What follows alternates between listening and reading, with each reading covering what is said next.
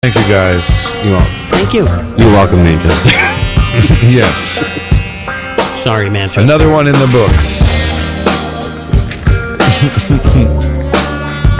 All right. Thank you, everybody. Rob Dion, Don Tibbetts, Matt Levine, Will Vegas, David Stack. Thank you so much. They're in our Facebook Live room. And keep it right here. You have Matt Connerton coming up at 4 p.m. And if you missed it on Friday, it's Tuesday, right? So you have the Majestic Theater, and then you have Retro Spectrum tonight. So if you missed any of those, they're tonight, WMNH 95.3 FM. You're in the mood.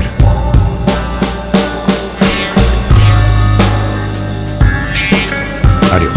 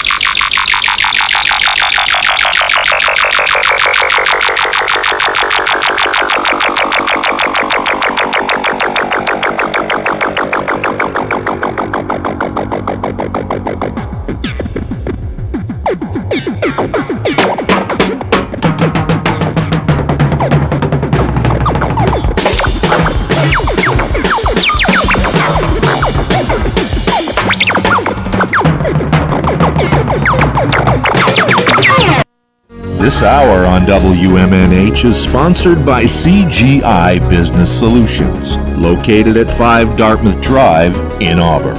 They serve all your business needs, including employee benefits planning, corporate design and business administration, investments and wealth management, and customized business insurance solutions. Their phone number is 866-841-4600 or on the web at cgibusinesssolutions.com. Bring your kitchen to life with Queen City Cabinetry, located at 87 Elm Street in the historic Sunbeam Mall in Manchester. Open Monday through Friday, 9 a.m. to 5:30 p.m. and Saturdays, 10 a.m. to 2 p.m. They can be reached at 603-222-2007 or on the web at queencitycabinetrynh.com. Come see the possibilities. Queen City Cabinetry, another proud sponsor of WMNH. Clemento's Pizzeria, family friendly, awesome for a date night. Clemento's Pizzeria. For delivery, call 603-782-8450. Clemento's Pizzeria, the best pizza in town. 1875 South Willow Street in Manchester, New Hampshire. Best cocktails around. Come in as friends and leave as family.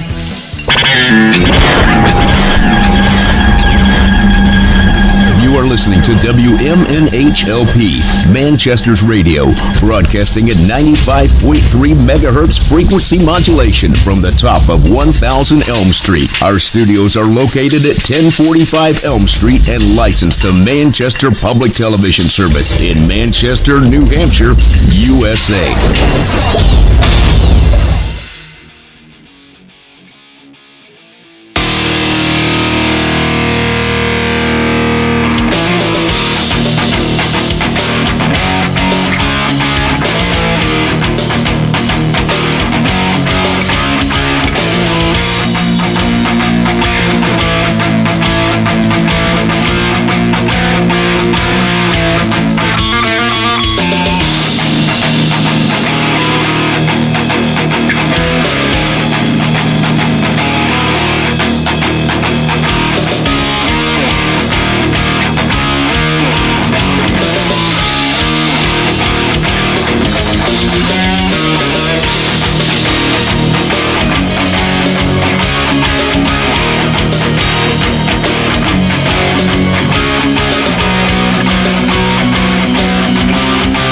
It's a great song, but I don't know it.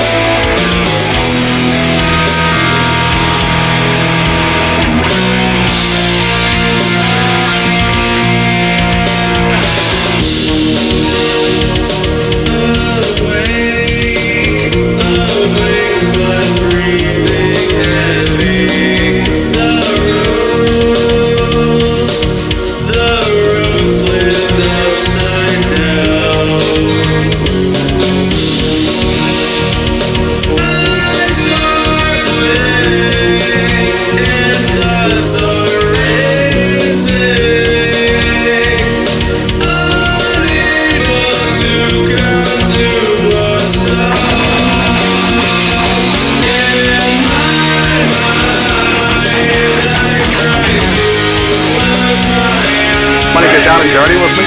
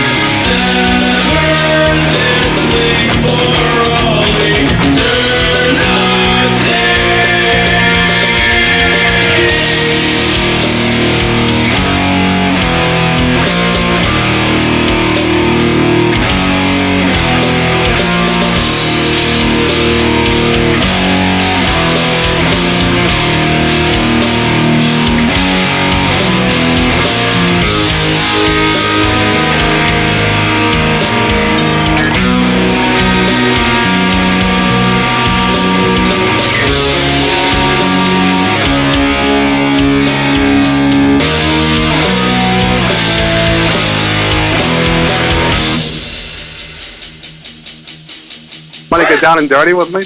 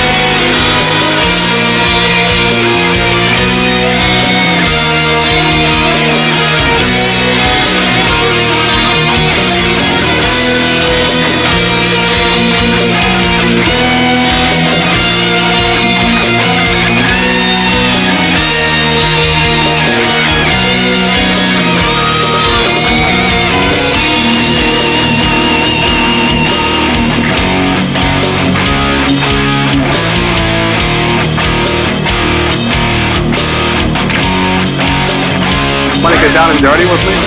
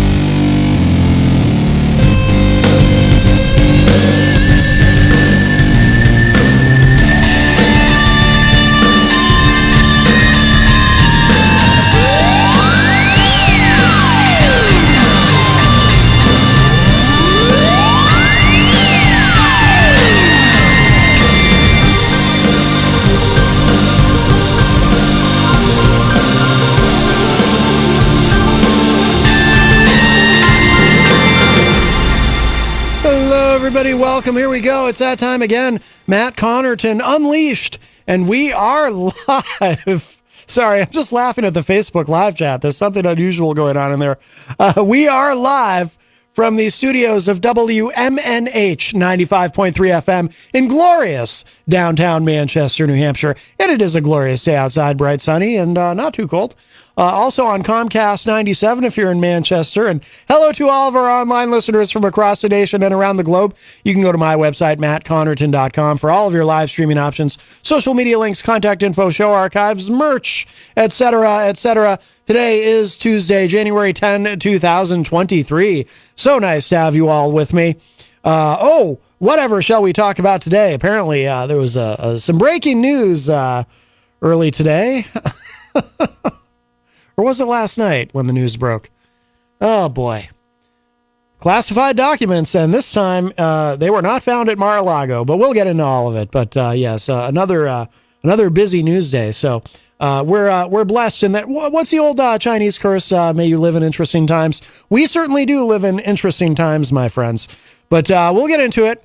The studio line is 603-250-6007, 603-250-6007. You can also text me at 617-917-4476. Tweet me at Matt Connerton or send an email to matt@mattconnerton.com. And, of course, you can interact and opine in the Facebook live chat. But the best thing to do so that we can hear and enjoy your dulcet tones is to give us a call at 603-250-6007. By the way, the song that I opened with, that was Reconnection from Eons Encoded. Sounds like a full band. It's actually just one guy. Got to get him on the show. He's from Concord.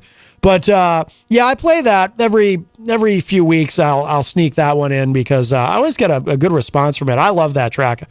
I like everything this guy does. I forget his actual name. Eons Encoded is not the name of the individual. That's the name of the project that he writes and records under. But I'm sure he has an actual normal name. It'd be kind of fun though if he could legally change his name to Eons Encoded. That'd be fun, and then he'd be like Mr. Encoded. Hello, Mr. Encoded. How are you today? Anyway, but I always get a good response with that track. And later on in the show, at the top of the hour, I'm going to play something from our guest tomorrow on the show. Yes, a quick programming note. Tomorrow in the second hour, we have a musical guest. Ricky Mapleton is going to be coming in. Really looking forward to that. He's got a very unique thing going with his music, and I like it. I think it's cool. I found a song of his that I'm really particularly fond of. I don't think it's even one of the ones that he sent me to play. It's one that I found online, but I listened to it right before the show. I said, I have to play that today. So we'll do that today, too. Jenny's been booking a lot of great musical artists for us, and we've got at least one musical guest, I think, every week booked well into February. So that is wonderful. I think it's good to mix in music with the politics. I think it's good for my mental health. I always feel rejuvenated after a conversation about music with an artist or anyone in the industry. But we'll say hello to everybody in the Facebook live chat. And but first, actually, let me give the number again: 603-250-6007, 603-250-6007. Jenny is the first one in. She says, "Shalom, peeps." Also, Jason Fedderson says, "Good afternoon, everyone." And Crystal, our friend from the great state of Illinois. And we have a call, and I think this is our friend Easy G, although he might be delivering a message of evil based on some of the comments I saw in the chat room. This is funny. You remember Father Bruno? You and Peter are gonna burn in hell. Remember that? Father Bruno, I miss that guy. Father Bruno? Yes, he hasn't called us in a long He's time. gonna burn. That's true. Yeah, that came up on the morning show. Well, it was interesting. So the last half hour of the morning show today, I did catch it live, and I texted Peter afterward. I said that was awesome. That was very entertaining, very intriguing. Yeah, I like the intrigue. Also, it was really good, as usual. But yes, Ron called and asked Peter about Father Guido. Now, Ron was referring to Father Guido Sarducci, who is the uncle of Father Bruno. Father Bruno from the Vatican in Rome. And Father Bruno has told on separate occasions, well, actually probably on the same occasion, he has told both Peter White and I that we are going to hell. Now, I find this hard to believe, EZG. That was years ago, though. He was called up a long time. You know, I wonder what happened there. Maybe he's burning. Well, the thing is, so I can't speak for Peter, but I haven't changed any. So if I was going to hell then, I'm going to hell now. Oh, no, but, you're right. Yeah, if anything, if anything, I've become even more evil. I'm more evil than ever. I heard you know what they say? You already heard the stupidest thing? I heard one of the two stupidest things. I'm reading on the chat line there for the wrestling. That if the money's right, $3 million, he's going to come out and wrestle one more time. I told him, come on, forget it. Kurt Angle. I said, come on. What is he, like 100 years old? Kurt Angle, yeah, he can't even stand up straight anymore. Have you noticed that? Yeah, that ain't going to happen. I heard one of the dumbest things I've heard in a long time. One more match. He's already had one more match. Ric Flair, no way in wrestling WWE going to let him in the ring. No way. No, I doubt if he'd be cleared. Maybe right his mouth, maybe. That's okay. Yes. WrestleMania introduce his daughter. That'll be fine. I've heard you run your mouth. Want to get down and dirty with me? Yeah, you know, it's like, I don't think, even though, I don't know if Hogan or Ric Flair are ever going to be seen back in the WWE ring to do anything. Do you guys agree? Just have some dental work done, EZG. What's going on there? Yeah, I do need some dental work. Oh, you need some dental work. Never see you threw my teeth away? Pardon? What'd you say? They threw it in the garbage by mistake. Oh, I thought you said, they threw your teeth away. I thought you asked me if I gave my cheese away, which I never would because I love cheese. I'll be giving a new partial soon, but they threw away your teeth? Yeah, they threw it. It was an accident. Oh. I wasn't very happy, by the way.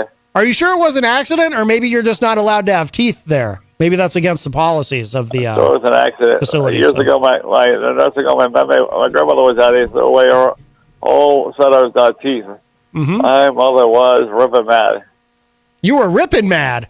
I bet you were chomping mad. Except you couldn't chomp anything because your teeth were in the trash. They threw away her old teeth, all the fake teeth.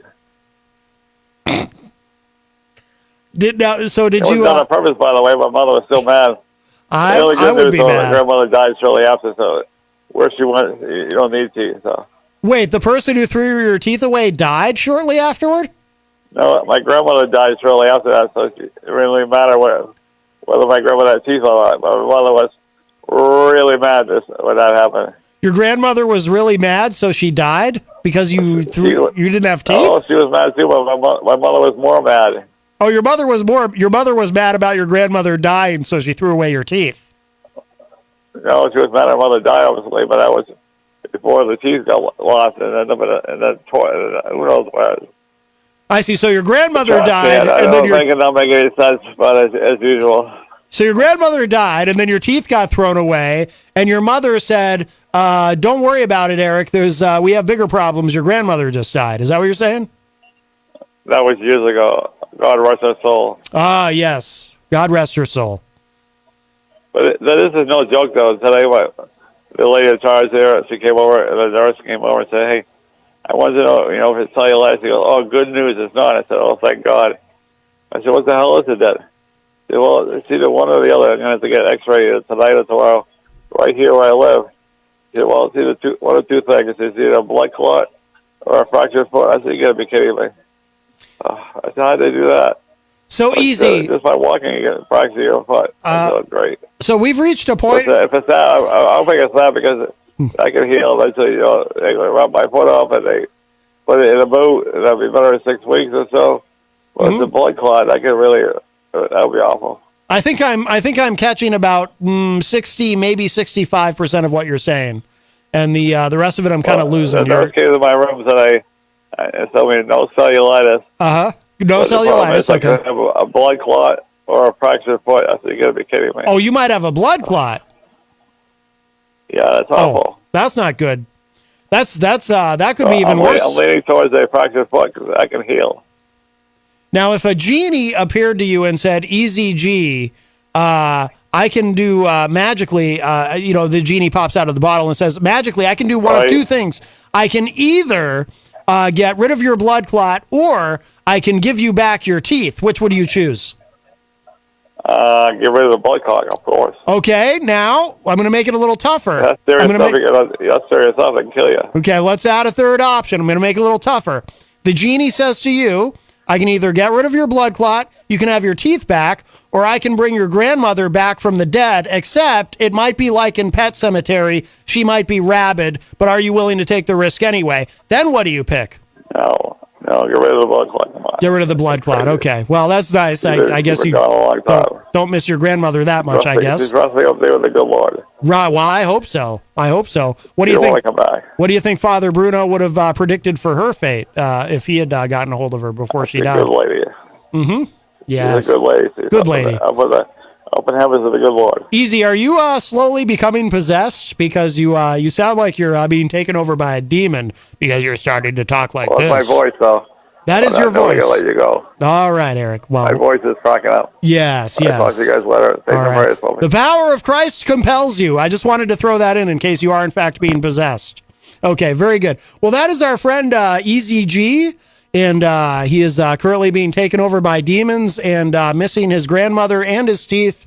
But we hope that his blood clot improves if he does in fact have one. I'm a little confused about that. It was difficult to quite pick up on everything that he'd been saying. So, but that was quite the discussion. All right, 603-250-6007. But we do love Easy G. It's all done with love. 603-250-6007. He's our entertainment reporter, after all. Yes. Want to get down and dirty with me? No, thank you, sir. My goodness. All right, let's see. 603-250-6007, and we'll finish it. Oh, by the way, this is why not only did his voice change, you all heard that, right? His voice began to change live on the air, but the things he's posting in the Facebook live chat, things like hello from the darkness of hell, also from the fires of hell, we are headed there. He's posting this in the chat room. And by the way, I'm not even kidding. That's not even a joke. He literally is posting these things. I'm very worried about him. Shannon is on the line. Hi, Shannon. Good afternoon. Good afternoon. I do believe, now, if I'm correct, just on this one little thing. Yes. If Easy wants to call in later, just say affirmative or negative. I think he said his grandmother's teeth got lost. Also. Oh, okay. That makes sense, Shannon. That would make sense. So in other words, so what you're saying is the teeth that he had originally belonged to his grandmother. So they were like a family. Oh yeah. So you're not going to twist me up. So they were like a family heirloom. You know, he's wearing his grandmother's teeth. Mike Pelopita got a hold of them. Right. Mike Pelopita got a hold of the teeth, dropped them, and broke them. And then Rob Azevedo was like, "Hey, those were Easy G's teeth." And they had to be thrown into the garbage. Now it all makes sense. It all makes sense, yes. Yeah. All right. Wow. I feel terrible. I just hope he's not being possessed. You just hope what? I just hope he's not being possessed. I mean, did you hear him on the phone? He sounded like he was being dragged down to hell. Live on the air. He sounded better. When he started, he sounded better than he did this morning. I didn't listen this morning. I listened this afternoon. Oh, okay. I didn't catch Peter White Show. I didn't catch his call this morning. But the things he's posting in the chat room, Shannon, it's all about hell and demons and darkness. I'm very concerned. Oh, tell him to knock it off. Mm-hmm. Mm-hmm. Uh-huh. Uh-huh. Mm-hmm. I mean, I'm a little bit of a lapsed Catholic. I have my beliefs, and that's it. Yeah. You know? Yeah. But I was thinking, they got a St. Patrick's, they have St. Michael's, they have St. Joseph's, they have St. Anthony's, St. Thomas's. I believe St. Thomas is the patron saint of alcoholics. Oh, okay. I could be wrong. Google it. Didn't know that. Somebody Research Center isn't there. They don't have a St. Florian. A Saint I who? don't think. St. Florian. He's the patron saint of firefighters. Florian. Florian, yeah. Oh, all right. Just like St. Michael is a patron saint of cops. So Saint Florian is the patron saint of firefighters. Yes. But why do you say that? I don't mean to confuse you. I just had to put that in because you mentioned Pet Cemetery there. Do you Oh, remember the yeah. kid's name? Gage, I think. Yeah, remember the cat's name? Church. Church. That's right. Yes. Yes. I'll tell you what, I learned a lot from that film. First, I read the book. I thought the book was better. The book almost always is. Then I saw the film. But what I learned from that, Shannon, is if somebody dies or a pet dies or something, just, you just let the vet dispose of it. Don't, or the body or whatever. You don't take it yourself and go bury it on some hill. It'll come back and be all like, angry and try to kill you. I buried in my backyard. I just didn't go dig them back up. Yeah, well, so you have pets in your backyard, or you have bodies? I did. Oh, now, you did. You don't anymore. I don't live there anymore. Now, did you have to move away from there because they were trying to claw their way out and get to you, like in Pet Cemetery? Yeah. Because I would have left too. I would have been like, "Whoa, I made a mistake burying those pets, and now I'm very afraid of them. I have to move." Cats, 2 bunnies, and a squirrel. Oh, a squirrel, I think, would be especially dangerous if it comes back to life. And, because they carry disease. And, you don't want to be bitten by a squirrel. Then you have to go and get a rabies shot or something. Yeah, very frightening, Shannon. I would not be burying things in the backyard. Yeah. Also, there's zoning issues with that, I think. Well, I didn't say what address. So, yeah, okay. Very wise. Yes, we don't want to get you in trouble. Yeah. Yeah. Well, it'd be nice to be able to visit them, but I hope whoever lives there now has not been murdered by your dead pets. I do too. Mm-hmm. Oh, that's a good idea for a book. Well, it's already been written, Shannon. It's called Pet Cemetery by Stephen King. No, didn't you say the new neighbors get murdered by my pets? Oh, right. So that would be, So it'd be like the new tenants. Yeah, that's a good idea. That would be a good book. It is. Don't steal it from me, Stephen King. Perhaps a short story. I don't know if a full book, but yeah, you might be able to get a movie deal out of it. Sure, that'd be fun. You know what I've noticed though? Stephen King's his books are very close to. I don't remember Pet Cemetery that much, but just like Grisham, their movies are very, very, very close to the books. Yes. They're still better. The books are, but yeah. I mean, Misery. The book is almost always better. You'd be hard pressed to find something where the book is not better than the film. No. I mean, just an example. Dean Koontz, Watchers. The movie was bull. Mm-hmm. The guy in the book was 33 years old, and he married a woman named Nora. Okay, in the movie, Travis was a kid, and his mother's name was Nora. No. It's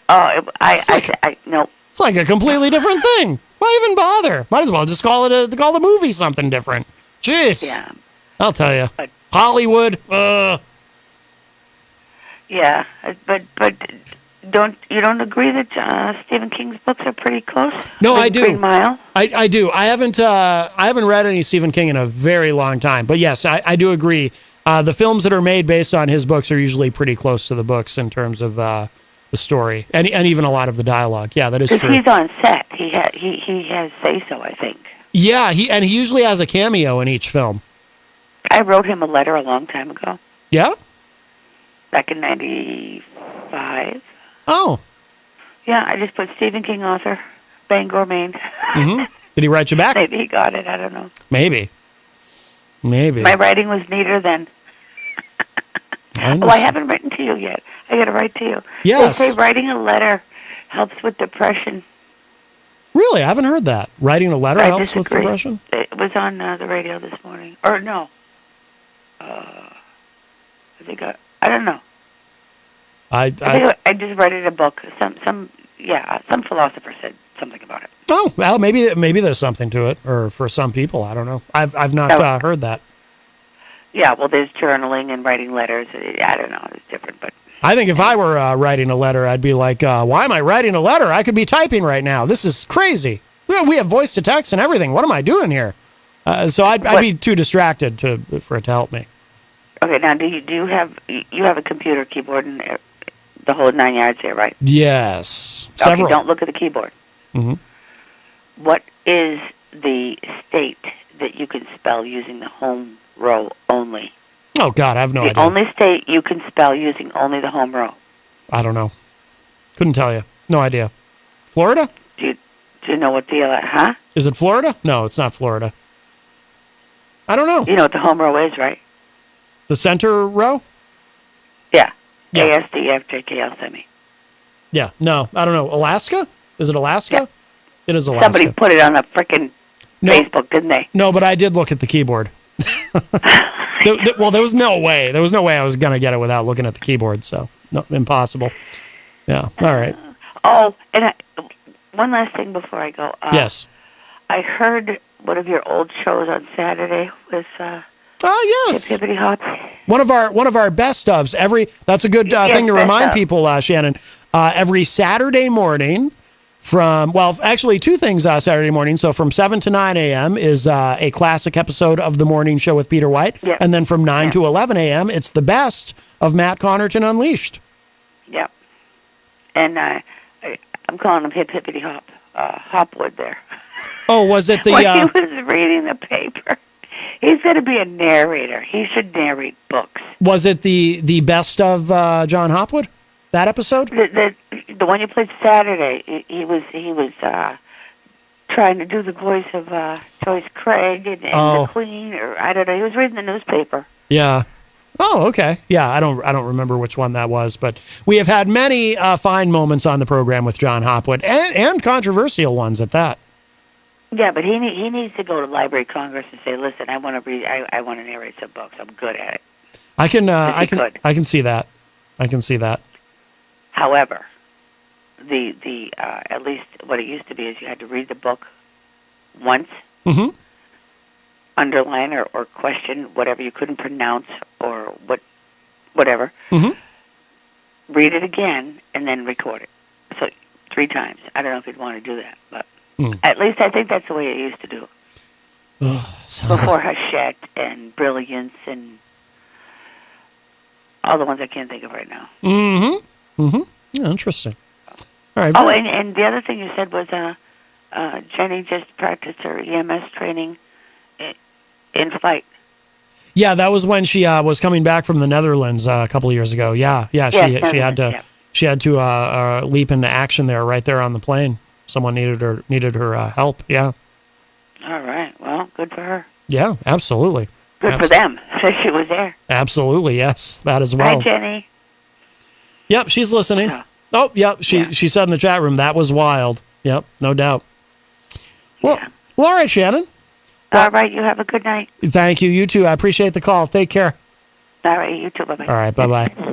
All right, that was our friend Shannon, and that does open up the line for you, 603-250-6007, 603-250-6007. Yeah, Easy G in the chat room. He said, hello from the darkness of hell, haha. Also from the fires of hell, we are heading there. My goodness. Melanie La Liberty from the great state of Vermont joins us in the chat. Easy G said, especially you, Matt, from Father Bruno. Satan is headed to your studio, Matt, with a smiley face. Wow, this is very terrifying to me. I'm pretty sure I met someone once at a bar who I think might have actually been Satan. At least he claimed to be. So I take him at his word. He had like a red face. Maybe he just had rosacea. And he was not cloven hooved. Jenny said, no, I stayed home today. Yes, you don't get to meet Satan if he really is on his way here. My goodness. Let's see. Paulie C joins us in the Facebook live chat and says, hello from sunny Purgatory. Big fan. Also, Rick Smith joins us and says, hello, internet friends and acquaintances. Hello. Rick said, don't read this on air, so I guess I won't read that on air. Why wouldn't you want me to read that on air, Rick? I mean, I won't, but why wouldn't you? I mean, why not? There's several people in the chat room who can't see Easy G's posts because they are blocked on Facebook. Melanie said, sweet, I will save you guys seats if I get there first, referring to hell. Let's see. We have a call. Hi, welcome to Matt Connerton Unleashed. Who's this? Oh, guys. Whoa. It's Easy G when I was a lot happier in life. Well, hello, Easy G. So this is hey Matt, isn't it funny how 2 weeks can really change your outlook on life? So you're calling us from 2 weeks ago. You're Easy G from the past. Oh yeah, 2022. Wow. Hey Matt, have you ever lived at a retirement home? You know what that can do to a man? I have not. I've not ever lived in a retirement home. Let's just say my outlook is a lot different. Really? Wow. Yeah. You ever smell farts from your roommate Bruce? Oh, Bruce. I've been hearing a lot about this Bruce guy, and I don't trust him. Let me be really candid with you, Matt. Yeah? A lot's changed in my life lately. Yeah? I send out a lot of mass texts, and no one gets back to me. Like maybe 1 out of 20. Oh. You don't get back to me. That's true. I don't. Jenny does. Jenny always responds to you. Peter White doesn't get back to me. No. Gonzo doesn't get back to me. What's the point? Well, what about Jenny? She gets back to you. She communicates with you. Rob Acevedo doesn't get back to me.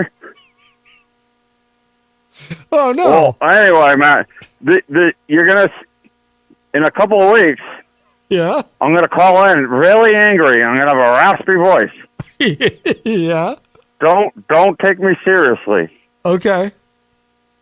All right. All right, good to know. Whatever I say, I don't mean it. Okay, good. Tell Jenny I love her. Well, she can hear you. I love you all. Well, I love you all, people. we love you, Easy. My mom has kidney stones. Oh, that's terrible. Well, we're very sad to hear that. Oh, he hung up. But wow, Easy G from the past. I think he said from 2 weeks ago. That's amazing. I think that's our first time travel experience on the program. That was truly remarkable. Wow. He sounded so clear. 603-250-6007 is the number to call. 603-250-6007. The line is open. Let's see. We'll finish saying hi to everybody in the Facebook live chat here. Crystal said maybe he is under Evil Bruce's influence. Yes, that would explain a lot about Easy G's behavior today. Melanie in the chat room said, I said he was jealous of Texas Mike. He was going on shows a lot and Easy was throwing him shade. Oh, Jenny said it's a whole nother thing. How dare you? Melanie says, I died once when I was mad. It was a bad day. Crystal said, I do not know why he blocked me because I exist. I don't know either, actually. I don't know.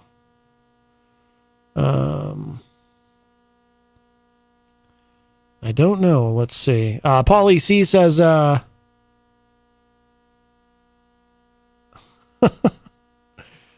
Paulie, no, that's not, I'm not going to read that. That's mean. I mean, that's funny, but, oh boy. All right. We got to get to some stuff here. So I'm kind of,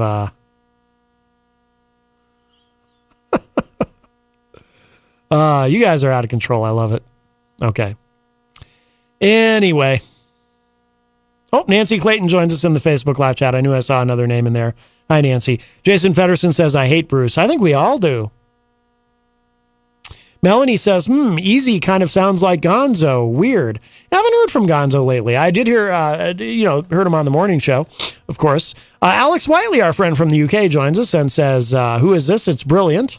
Isaac Banks, of course, from Greensboro, North Carolina, says, good afternoon, Matt Connerton. How are you doing?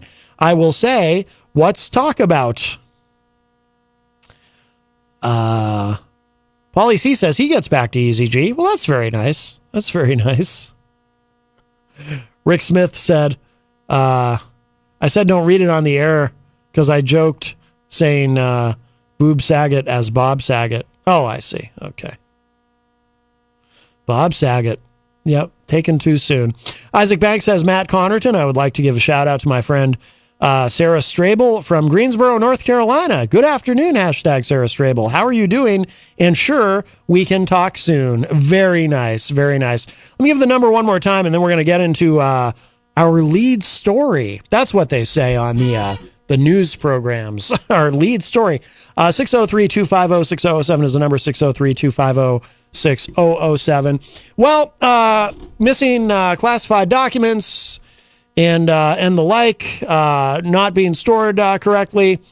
And I must be talking, of course, about Mar-a-Lago and Donald Trump. No, actually, I am not. If you missed it, if you missed the news, we have a bit of an issue with our president and some classified documents. Now, two things before we get into the details here of what's happening. If you haven't heard, most of you probably know already. This has been the big story in the media today, probably the biggest story. CNN and MSNBC have both been spending a lot of time on it. If you look at cable news, and I don't pay attention to Fox. When I want to get news from a conservative perspective, I look at National Review or The Bulwark. I don't bother with Fox. But yeah, everybody's talking about this. So apparently some classified documents were found and turned in immediately at an office that Biden used to have in D.C. when he was, what do they call it? What's the term? A guest professor or something at I forget what college it's at. Anyway, those details don't matter. The point is, Biden used to have an office during his post-vice presidency. And they found attorneys went there to close out the office, gather up documents and so forth. And they found, I think, 10 classified documents there in the office, not where they should have been, in a SCIF, which is, what does SCIF stand for? Secured Compartment. I forget what the IS is, or the IC, no, IF. Geez, Matt, spell. You know what it is? Shannon messed me up with that whole look at the what state can you spell with your keyboard. Oh, Miriam Banish joins us in the Facebook live chat. Hello, Miriam. But they found 10 classified documents that needed to be returned. They were returned. Apparently, this happened back in November. We're just hearing about it now. Now, I have two things that I want to say up front about it before we get into it. Two concepts that I want to present to you all, because I hope that we can have a somewhat nuanced and sophisticated discussion about it. I don't want to do the thing where, I don't want to do the whole, Trump supporters will, of course, say, oh, look, Biden, he's guilty of it too. And Biden supporters will say, oh, there's nothing to see here. This is no big deal. What Trump did is far worse. I want to do something a little more nuanced and sophisticated than that. But two things I want to say off the top.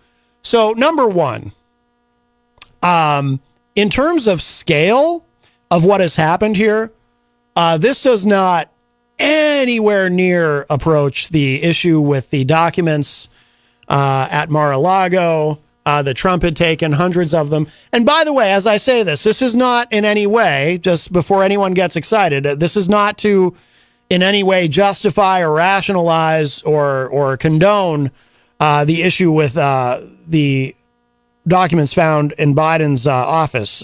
So that's not where I'm going with this. And you'll understand better what I mean by that when we get to the second thing that I wanted to say about this. But let's deal with this part first. So the first thing I wanted to say is, in terms of scale, this is nowhere near that. We're talking about 10 documents versus hundreds. In Trump's case, hundreds of documents in multiple places at Mar-a-Lago. I guess locked behind locked doors and closets and basements wherever, but that were locked, but with a padlock, but not the kind of security that is supposed to be had for these things. And in the case of Biden's documents in that office, as soon as the attorneys found them, they were returned immediately. They went through a process. It was dealt with. There was no year-long the government trying to get these documents back. and getting some things back and then realizing there was still more. And Trump and his lawyers playing hide the ball or hide the tote box full of documents or whatever, doing whatever they can to not give everything back, to the point where after a year goes by and you still don't have everything back, you got to start getting search warrants and raiding Mar-a-Lago and things like that. Okay, this is not anywhere close to that in terms of scale. Okay, so I just want us all to keep that in mind as we discuss this and look at this. But the other thing that I did want to say about it is this. Regardless of where it is in terms of scale, in contrast with the Trump issue with the documents, I do have some questions. Not the least of which is, and this is kind of an overarching question, hey, what the hell's going on here with this? Why did this happen? Again, much smaller in scale comparatively, but it's still not okay. And I have a lot of questions, and we'll examine some of the questions that I have, and perhaps some of the questions that you have in a moment. But we have a call. Hi, welcome to Matt Connerton Unleashed. Who's this? Hello? Is it the Phantom? Okay.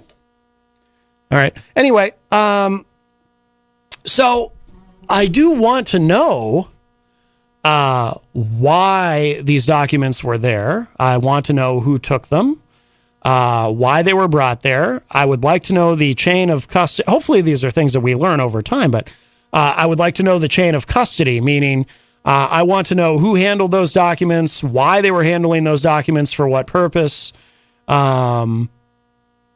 Was everyone who was handling those documents, did they have the correct security clearance to be viewing those documents and doing whatever they were doing with them in a secure setting? And by the way, anything outside of a SCIF is not really a secure setting. You're not supposed to...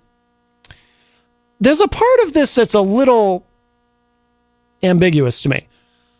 I'm not clear, and maybe we'll, as we look at this more closely today, maybe we can learn together, or maybe someone of you knows the answer to this.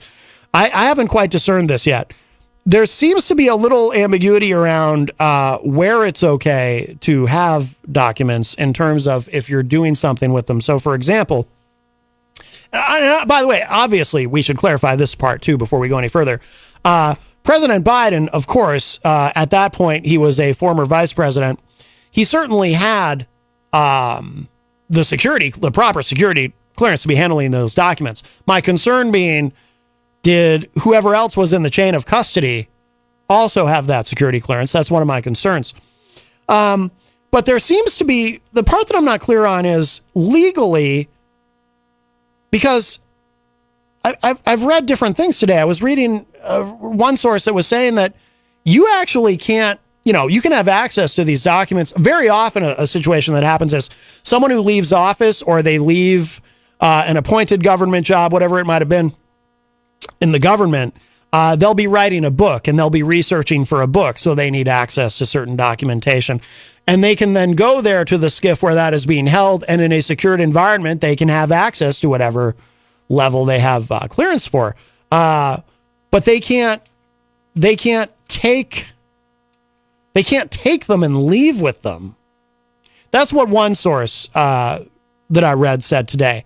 Now, there was something else I was reading about how actually it happens all the time. People take things and leave with them, and that it is acceptable if they have the proper security clearance, of course, obviously. But they have to bring them back. So in other words, you can take something, you have to sign out for it, almost like signing out a book, right? You can take something, but you can't just keep it forever. So you can't just throw it in a closet in an office, for example, and just forget about it and just leave it there indefinitely and just forget about it. You can't do that. You have to return it. There is an expectation that you're going to return it. So I'm unclear on that part. I'm very fuzzy on that part of it. I think Easy G is calling back. Now, it'll be very interesting to see, is this Easy G from the present or the past again? Maybe it's Easy G from the future this time. We'll see. Hello. Hey, a quick funny story. Yes. Years ago, I was working at Kmart days. I thought it was a good idea to recycle some paperwork. Uh-huh. Next thing you know, Miss Shepard got rushed us all around the door. Eric, what are you doing? Those are secret stuff on there. So get that stuff back here. You threw away secret documents? Secret documents, important paperwork, with people that it's just important stuff, like Social Security numbers. And I don't know what I was thinking. Really stupid. Well, actually, there is... I don't know why I was thinking of taking it, because it wasn't mine to take in the first place. Right, and there is an important lesson in that, too. Whenever you're dealing with something that might have someone's financial information on it, like credit card numbers or anything like that, you want to make sure you're disposing of that properly. I don't know what I was thinking, young and stupid, Young and stupid. I don't know what the paperwork was doing, and I guess get to anyways. Young, dumb, and full of... And I said, well, maybe I'll recycle these papers, and Eric's going to the door, Miss Shepard's yelling, Eric, where are you going? Those documents, I think you can't take that stuff. I don't know why it was out in the open, when I was stupid enough to grab it, or... So there'll be less of everybody listening to the radio. Just because you have some paperwork and you're sitting around and doesn't mean give you the right to grab it. You meant well. Right, but I was just young and stupid, I don't even know, by the way, I don't know why those documents were sitting there on the table. I don't remember where they were at a particular time, but I wasn't thinking it straight, obviously, because Miss Shepard, like I said, goers and silver out the door. Hey, where you going? Those are, Social Security numbers and everything else on there. Now, of course, back then, now they have a shredder. People come to your business and they'll pick up all your shredded stuff and they'll make sure, that it doesn't go into anybody's hands. There's certain companies that do that now. There's certain companies that go to your business and make sure that all that shredded stuff actually doesn't get anybody's hands. Yeah, I've worked at jobs where we had paper shredders. So anything sensitive. I don't know if they had that back in the late 80s. I don't think that any companies come by and pick up your shredded documents. I doubt it. Probably not. Right. So I haven't thought about that story in a long time, but the best secret documents, of course, is that guy that hates the super nuclear power plant, which is probably not allowed in your studio anymore. When he said, I guess those secret documents, and of course, Peter put the circular file. And you said you slept them under your pillow, but I don't know if that was really true or not. Stephen Comley Sr., he had secret documents. He had 2 manila envelopes. He gave one to myself and one to Peter. Peter filed his away in the circular file, and I took mine home, and I slept with them under my pillow for at least a year. And then I'm embarrassed to admit that I voted for president because I wanted to vote for that lady that lives in Hawaii, but I didn't change my... paperwork at the time, and you can't change it, I guess, for say you're Republican or Democrat at the actual place you're going to vote. I guess it's too late by that point. Too late! So I said, I'll vote for that guy that used to have the secret documents. I said, oh boy, what a wasted vote that was. Yeah. Well, oh boy. I wonder whatever happened. Well, like I said, we probably won't be seeing him on the grounds of your radio station anymore, because obviously we don't need to go there, but the last time he was there, it wasn't a good day, so leave it at that. Yes, my last... Bye-bye. Bye-bye. Yes, my last experience with Stephen Comley Sr. was not positive. Boy, you should have known by now. Easy dope. All right, well, that was Easy G. And that does open up a line for you, 603-250-6007, 603-250-6007. Crystal from Illinois says in the chat room, Obama administration appears to have been the most lax security on classified documents between Biden and Hillary's emails. All three, Trump, Biden, and Hillary, should all face the same consequences. Why don't Hillary already was investigated? I mean, and we should mention that too. So the investigation, with the server and all of that, I don't want to relitigate all of that, but that actually does get us to an important point about this too. And this also is something that is different between the Biden situation and the Trump situation with this.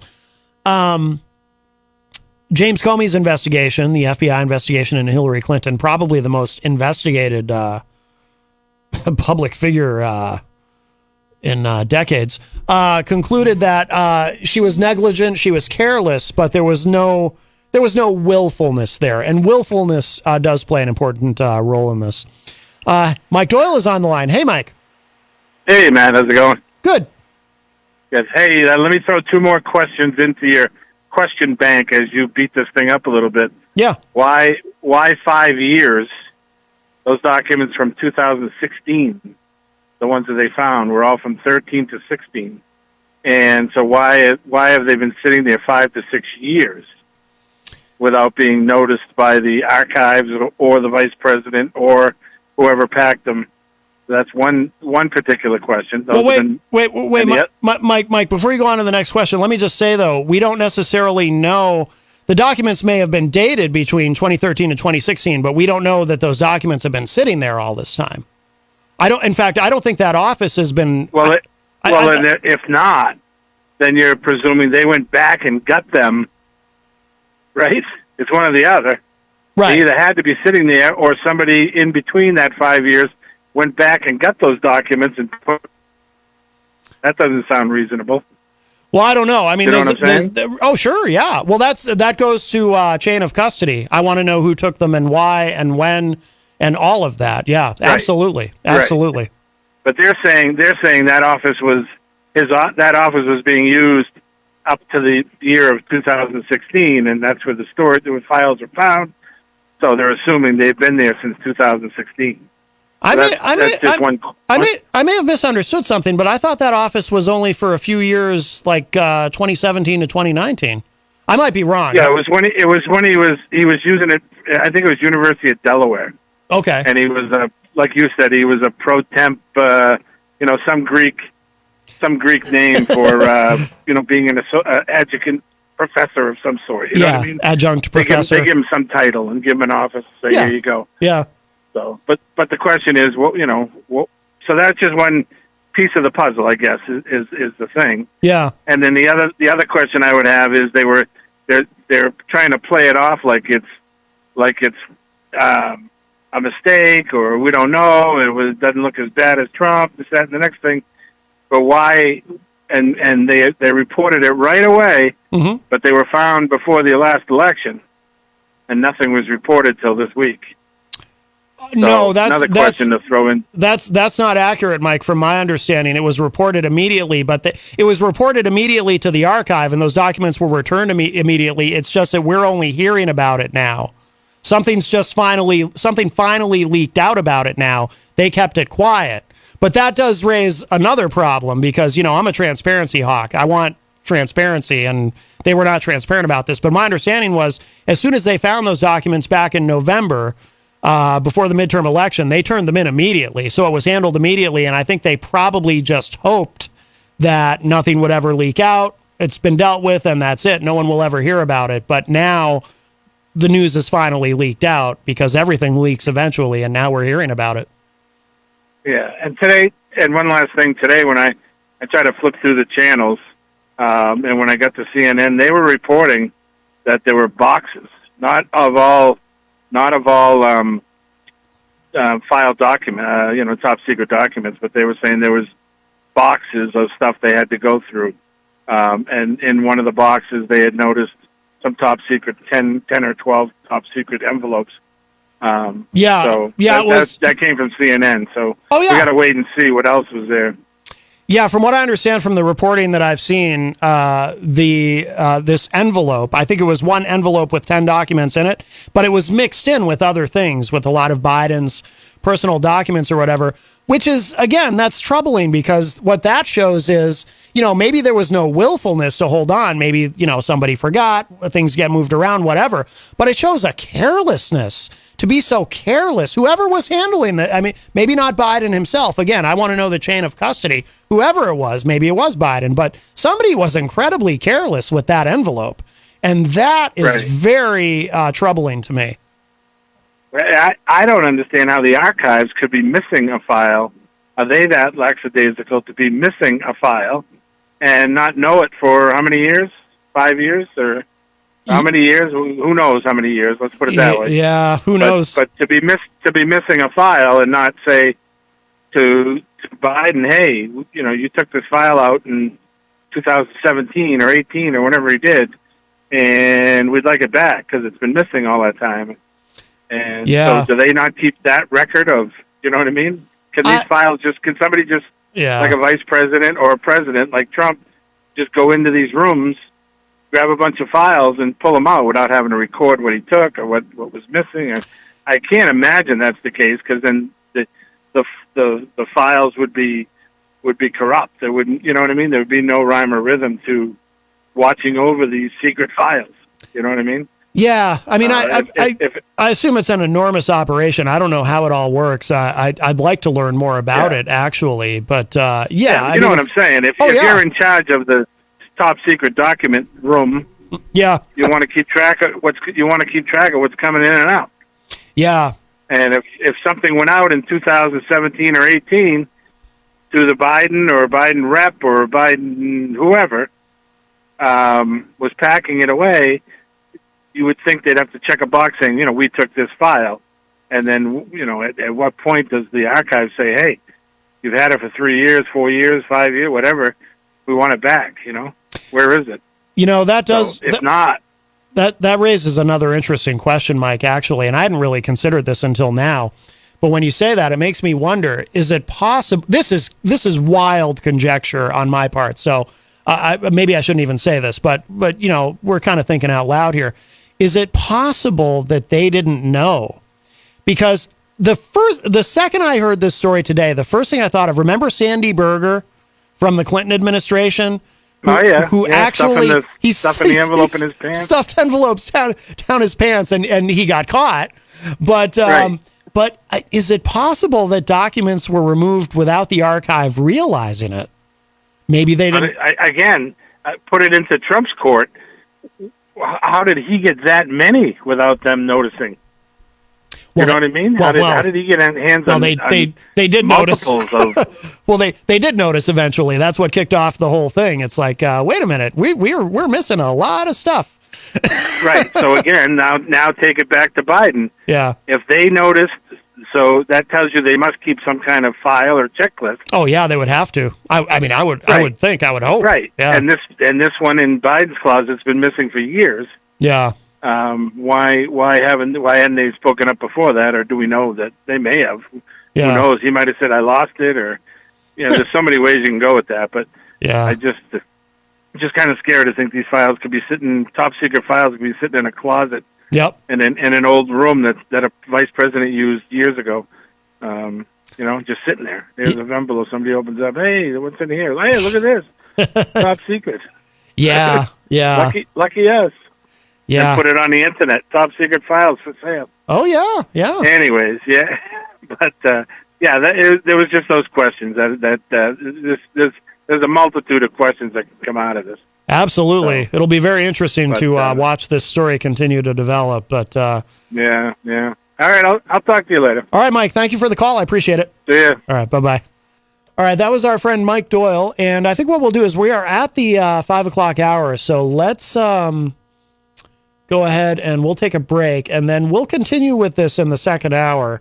And then if we have time, I do want to get to a couple of other things too. But this is a big subject, obviously, and who knows? I mean, we might find there's additional details dribbling out through the media while we're on the air. There might be more to be gleaned in the next hour. But so we'll take a quick break. We'll play a little something, and then we'll show some love to our amazing sponsors. But I wanted to play this. This is our friend Ricky Mapleton, who's going to be joining us live tomorrow on the show during the second hour. Really looking forward to that. His music style is unique. I dig it, though. I like what he's doing. This is from his album, Positive Songs. And okay, I'm sorry. Sorry, I was having a little technical problem. Not because of the computer. This was purely user error. It's my first day here. No, just kidding. Obviously, it's not. Actually, it'll be 6 years in April. 6 years that I've been here at WMNH. Can you believe it? I can't. Gone in the blink of an eye. All right. This is called Outside Looking In by Ricky Mapleton, who will be joining us tomorrow on the show in the second hour. So we'll play this. We'll show some love to our amazing sponsors. And then we'll be back with hour number 2, Numero Dos. Don't go away.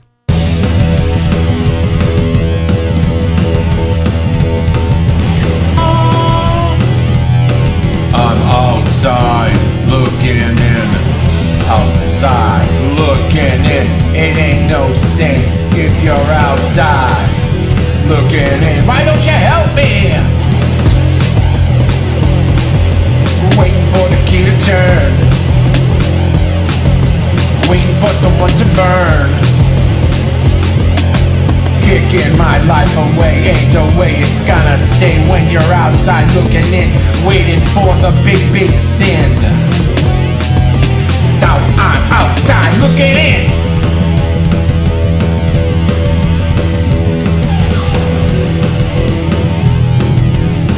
Why don't you take me where my voice can be heard?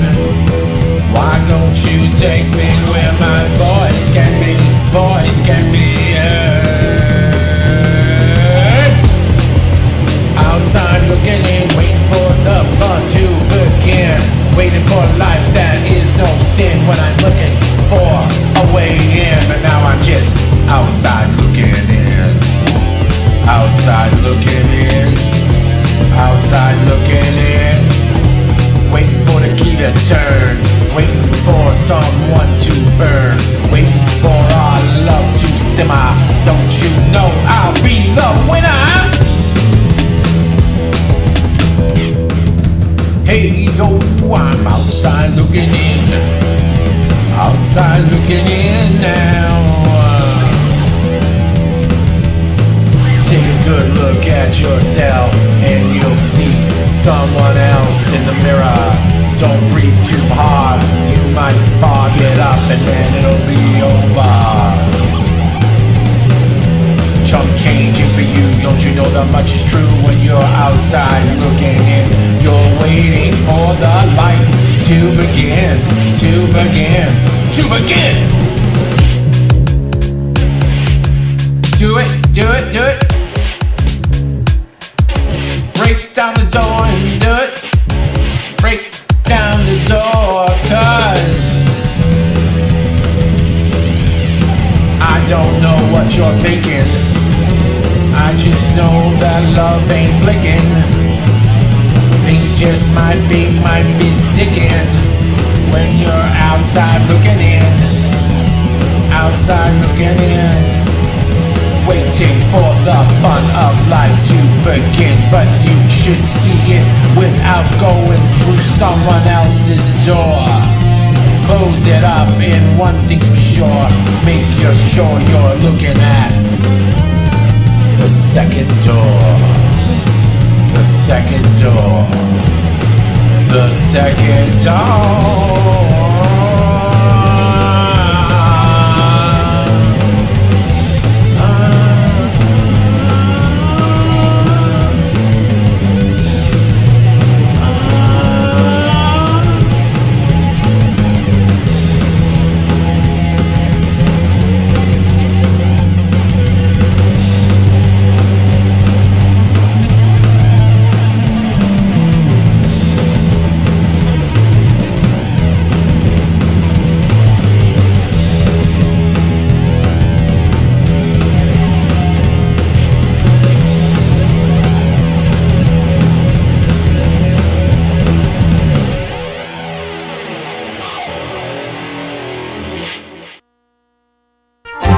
Kitchen to life with Queen City Cabinetry, located at 87 Elm Street in the historic Sunbeam Mall in Manchester.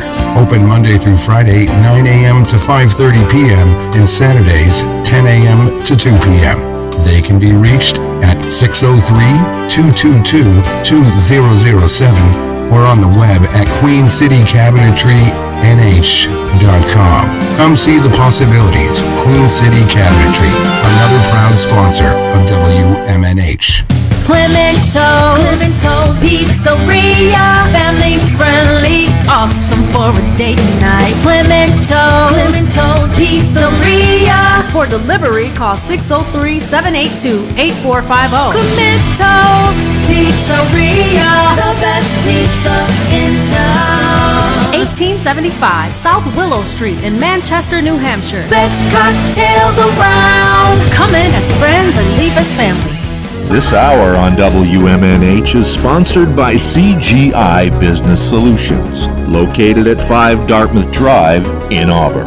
They serve all your business needs, including employee benefits planning, corporate design and business administration, investments and wealth management, and customized business insurance solutions. Their phone number is 866-841-4600 or on the web at cgibusinesssolutions.com. WMNH, rip the knob off.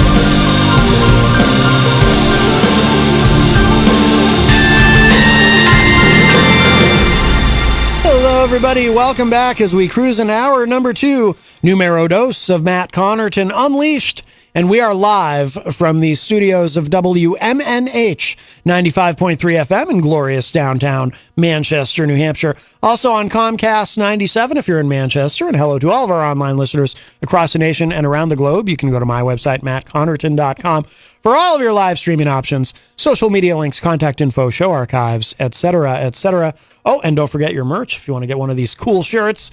Today is Tuesday, January 10, 2023. So nice to have you all with me. By the way, that track we heard, that was Outside Looking In by Ricky Mapleton. He will be with us in studio tomorrow during the second hour. Really looking forward to really looking forward to talking with him. He's not going to be playing live for us. He's just coming in to chat, and we'll play a few of his songs, and looking forward to meeting him, and that will be a lot of fun. So that will be tomorrow on the program. Jenny in the chat says, I like that one. Felt a little Blondie influence. Yeah. Also, I was thinking too Devo, a little bit of Devo influence as well. But yeah, that's fun. I like him. Tom Blanchard said he's a good singer. Yeah. His music is very unique. I dig it. 603-250-6007 is the studio line. If you'd like to join us today, 603-250-6007. You can also text me at 617-917-4476. Tweet me at Matt Connerton, or send an email to matt@mattconnerton.com.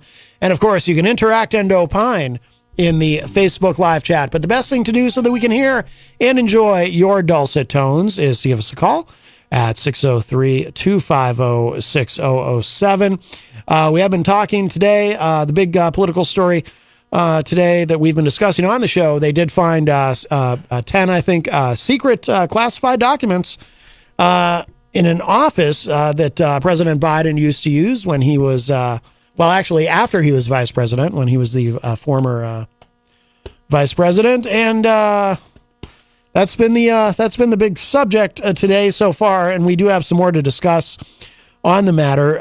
Melanie La Liberty from the great state of Vermont says in the chat, seriously, whose job is it to keep track of these documents? They need to be fired. Well, I'm sure it's a big operation, but it is important to keep track of these things, I think.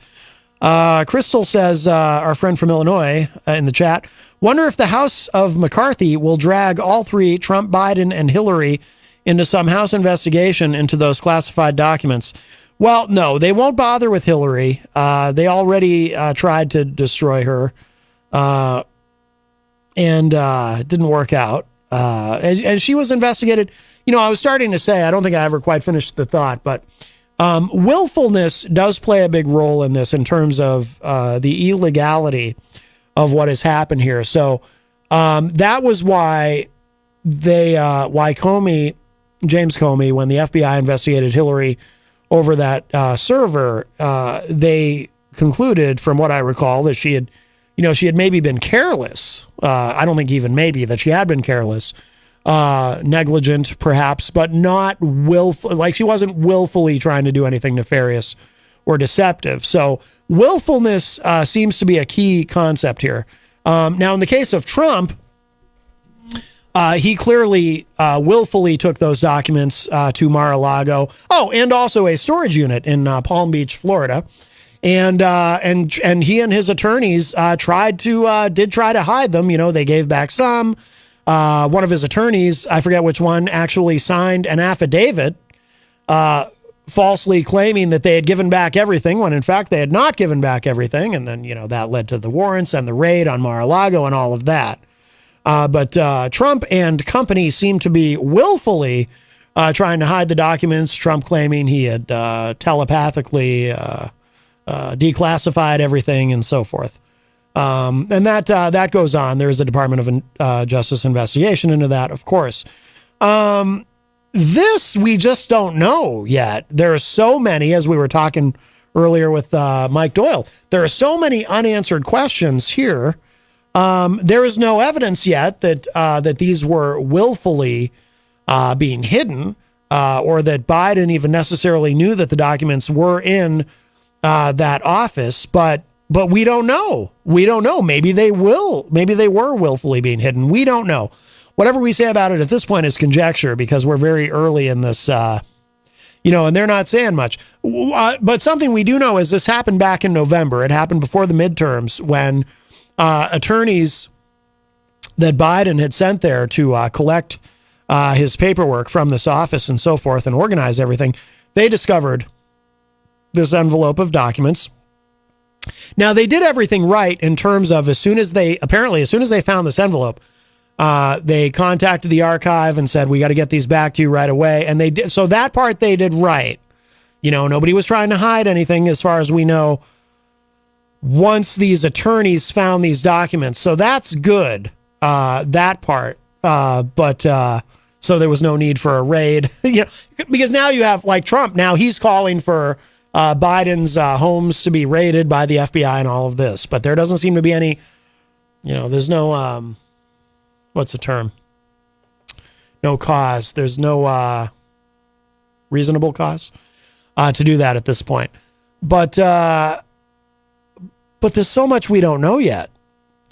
But willfulness is the key. So like I said, in the case of Hillary Clinton, the FBI concluded that she did not willfully do anything inappropriate in terms of that server and the emails and that. I don't want to relitigate all of it, but I got sick of talking about it when it was going on. I don't want to go back to it. But I'm just saying, though, but that was their conclusion, that there was no willfulness.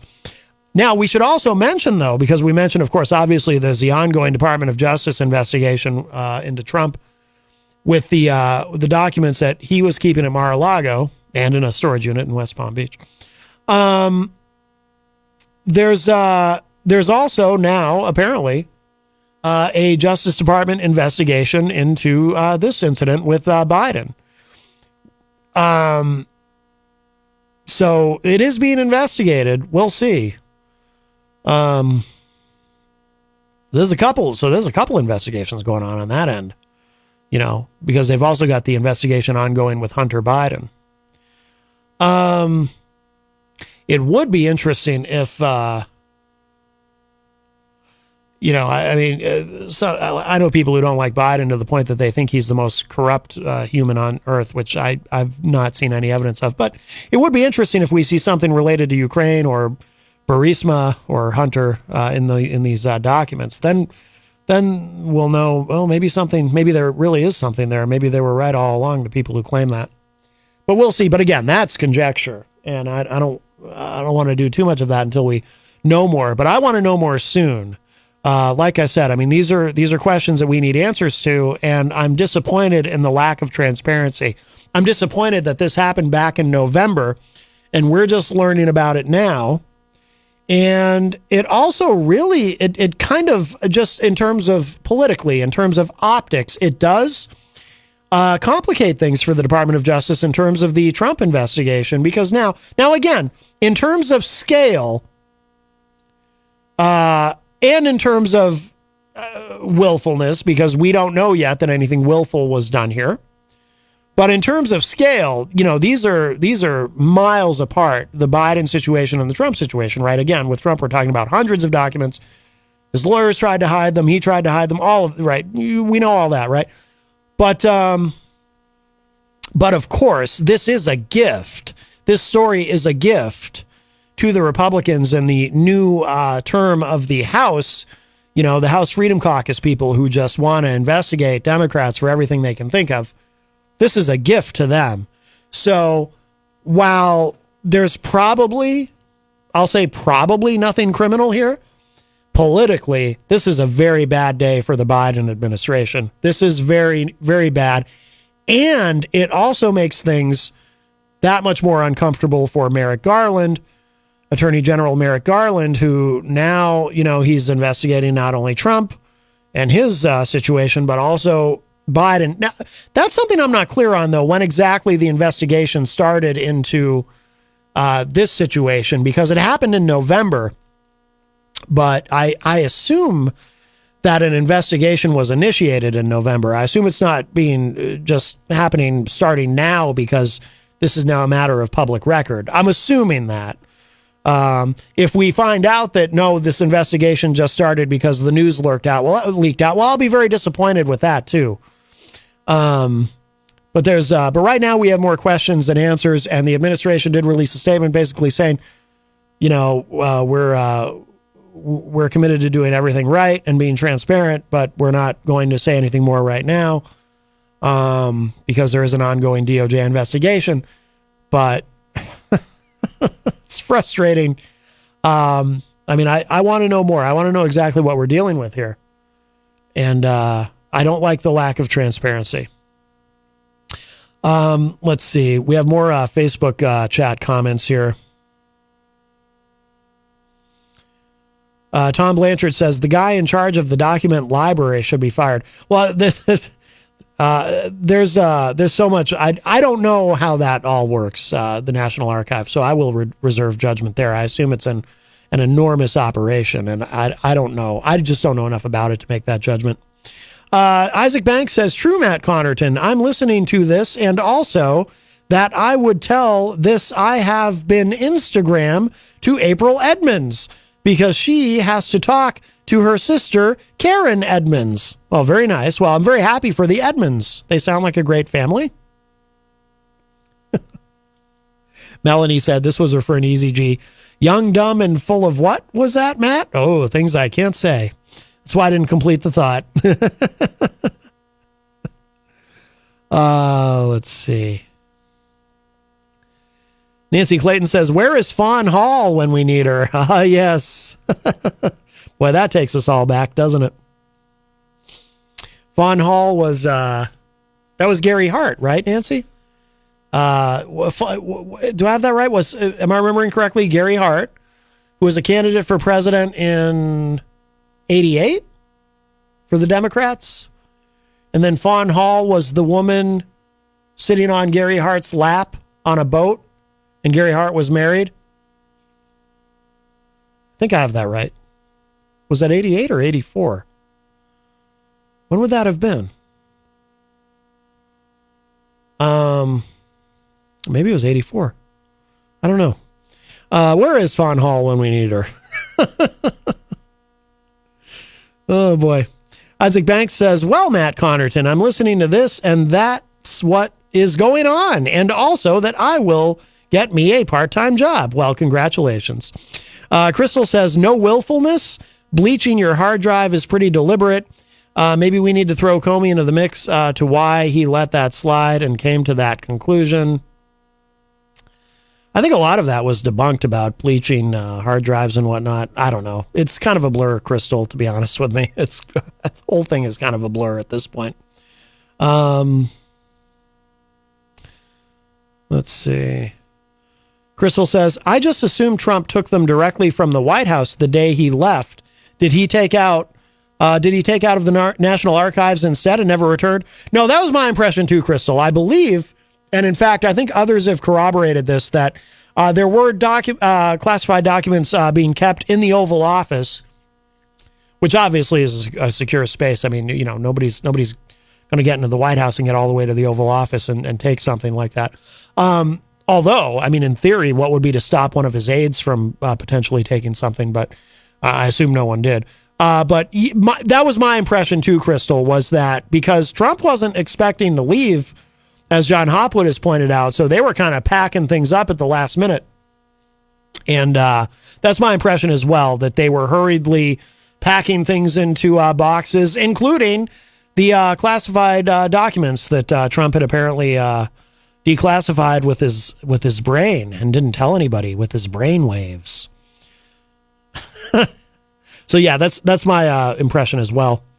Isaac Banks says Trump is just never gives up because he is a ex-president, and also that Trump did left the White House, and also that I would say is President Biden is the best. He is a good president. Isaac Banks, definitely a Biden supporter. Isaac Banks also says R.I.P. Michael Cutt, a.k.a. Mr. Garrison from TV show of a band California Dreams. He was a good actor, hashtag Matt and hashtag Jenny. Well, R.I.P. Michael Cutt, a.k.a. Mr. Garrison. That's another, I had no idea. Very, very sad to hear about this. Isaac Banks says, Matt Connerton, I would mention this to you, is Mike. Whoa, what kind of a name is that? I can't even read that comment. We don't say that word here, Isaac. How dare you? Alex Whiteley says in the chat room, our friend from the UK, I'm sure Biden has no idea what's going on logistically. He probably struggles with what day of the week it is, where the TV remote is, and why the young punks of today make so much noise. Those young whippersnappers. That could be. Isaac Banks says, Matt Connerton, we sing and dance. Also doing some cover tunes for Isaac Banks and the Michaels. Oh. Jenny says, if Trump had turned them over when asked, there would have never been a raid. Absolutely. Absolutely. Yeah, I mean, it got to a point where, you know, of course, the Republicans in the House, they now have this committee that's going to investigate the weaponization of the of these government agencies. And, you know, and some of them claim, you know, the FBI has been taken over. It's being run by Democrats and whatnot. Law enforcement historically tends to skew conservative. So I don't think any of that's true. But yeah, Trump wasn't giving the stuff back. Like I said, too, even had one of his attorneys actually signed an affidavit saying, yep, you guys got everything. We're good. Nope, they did not get everything. Crystal says in the chat, another thing of concern. This is the second occurrence of not publicizing something on the Bidens prior to an election that could potentially influence the results of the elections, even though Biden himself was not on the ballot for the midterms. Yeah, well, that's definitely, I have no doubt, Crystal, that they kept this quiet because of specifically because of the midterms. I mean, obviously, that's not a coincidence. That is not to say necessarily that they would have been more transparent about it had it not been for the midterms. But I'm sure when they were trying to figure out whether to let this out or not, or whether to try to just keep it quiet, you know, I'm sure they didn't want this getting out before the midterms. And then once the midterms had passed, I'm sure they didn't want it getting out because now we know, and now we know not only that this problem exists, but that there was a lack of transparency. Not that it's a huge surprise in a sense. You know, if you think about where Biden came from, you know, the Obama administration, and Obama to me, a mixed bag, things I liked, things I didn't. But one of the things that I didn't like, and John Hopwood and I have talked about this a lot on the show actually, is Obama. I don't think Biden ever made this promise. Maybe he did, but Obama had promised that his administration would be the most transparent administration in American history, and it absolutely was not. And in fact, there are instances where some of their treatment of journalists during the Obama years was pretty deplorable, if I may use that term. I almost feel like that term's been co-opted by by MAGA. But you know, so Biden might share some of that same ethos when in terms of how to deal with information. Isaac Banks says, well, because Trump is just something going on with this guy, Matt Connerton, because he needs to just seems that he is never going to change of ex-President Trump.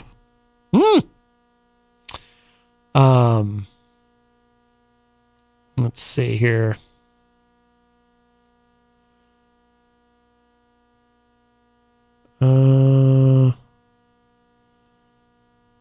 Crystal says, envisioning Biden waving his arms around in the White House gardens, yelling at those young punks to get off the lawn. No, Biden wouldn't be. He'd be yelling, stay there, let me come sniff your hair. Alex Wiley says no, he doesn't do that anymore, apparently. He broke himself of that because he got in trouble. Alex Wiley says, things have never been transparent in the U.S. Edward Snowden is proof of that. I doubt much has changed since he blew the whistle. I very strongly suspect you're right. I think you're right, Alex. Now, something I want to look at. Let me give the number again, 603-250-6007, 603-250-6007. If you are just joining us today on Matt Connerton Unleashed, I'm sure it's obvious what we are speaking about. We are transparent about what the subject is on the show. So you get some transparency here. Let's see. Newsweek has an article up. I do want to look at this just so we're all clear on how this compares and contrasts with the situation with Trump. But actually, Mike Doyle is back on the line. Hi, Mike. Hey, Matt. I try not to call too many times, but I was still listening, and I need some help here. I have a question for you. I just heard you say it, and I've been hearing the left-leaning media today saying it, that Trump, they're not the same because Trump was hiding documents. I didn't understand where did that come from? That he was hiding them. Like, I never. That's a word they've been putting on it, but they were in his house 6 months earlier. They recommended he put a lock on the door, and then they go back and raid him. Is he not smart enough to not hide documents at his house? Well, I think the hiding part comes in when they gave several boxes of documents back when they were asked for, and then the archive was saying we're still missing some stuff, and instead of giving the rest of the documents back, one of Trump's lawyers signed a fraudulent affidavit saying, no, we gave you guys everything, you've got it all, and the archive is saying, no, we definitely don't have it all, and that's what led to the raid.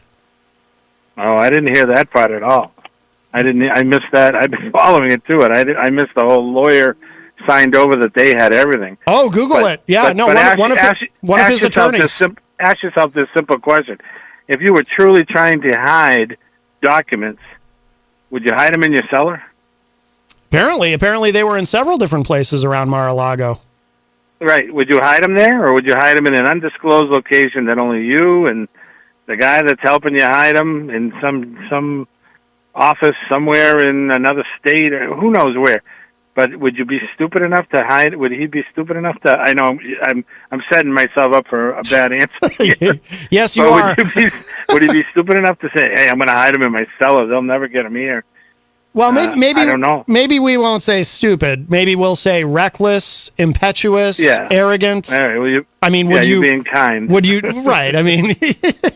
Yeah, it's the new year. You're being a little bit kind. That's nice of you. That's a good leave. Yeah. Well, I do think he's reckless and impetuous and arrogant. Yeah. And well, he's very narcissist. He's very off the cuff. Yeah. We know that. We know all his failures, and he did a lot good for the country too. A lot of good things happened.